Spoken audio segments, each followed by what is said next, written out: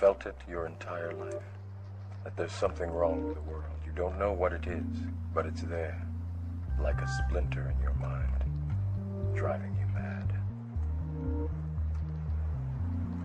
Do you know what I'm talking about? The Matrix. The Matrix is everywhere. It is all around us. Even now, in this very room. You can see it when you look out your window, or when you turn on your television. You can feel it when you go to work, when you go to church, when you pay your taxes. It is the world that has been pulled over your eyes to blind you from the truth. What truth?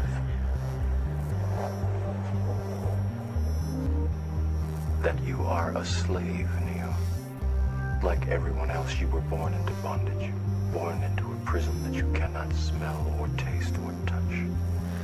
A prison for your mind.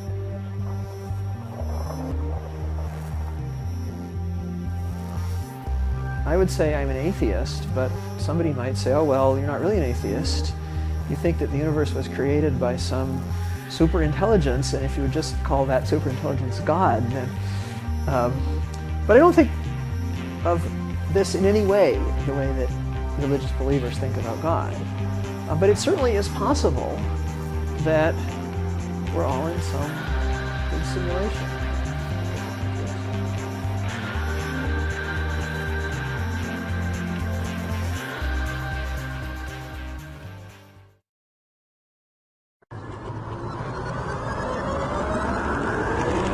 Because we can imagine, we are free. You know, the Imaginary Foundation, which I adore and I quote them all the time, they say that the whole, the goal of human imagination is to imagine, to conjure up all these delightful future possibilities, these delightful future scenarios. Pick the most amazing and ecstatic one, and then guess what? Pull the present forward to meet that possibility. And guess what? We can do that.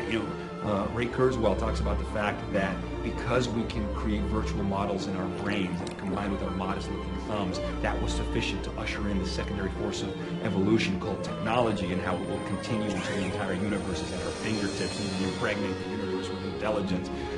Or Terence McKenna, when he says that, what human beings do is take in matter of little organization, put it through our mental filterings, literally, and then extrude it in the form of space shuttles or iPhones. I mean, that's literally what's going on. If you were able to look at human progress as if through a time lapse over the last 100 years, you would see that literally thoughts spill over into the world in the form of technology. We engage in feedback loops with that technology, which then extends our ability to instantiate new realities in the world. People talk about rendering files on Final Cut Pro, we're more and more rendering our visions, our dreams, onto the instantiated Euclidean meat space. And that's incredible, and that's only increasing. Our capability, our ability to do that is only increasing because, we're only limited by our imagination, and it's really the case. I mean, what you have now is this, you have exponential progress, right? These exponential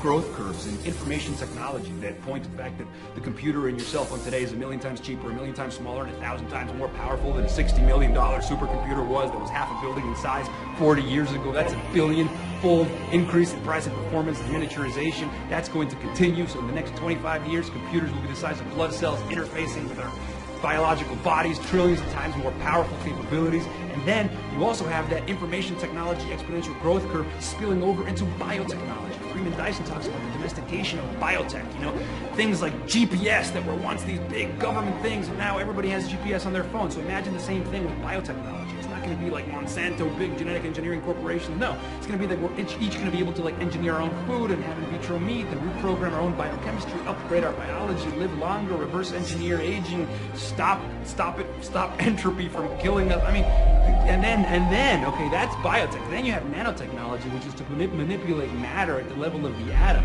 So at that point, the building blocks of the physical world will be programmable. So literally, we can turn, dog shit into pearls. I mean, talk about abundance. Talk about giving the world everything they could ever need and more. I mean, each of us increasingly moving into universes of our own construction.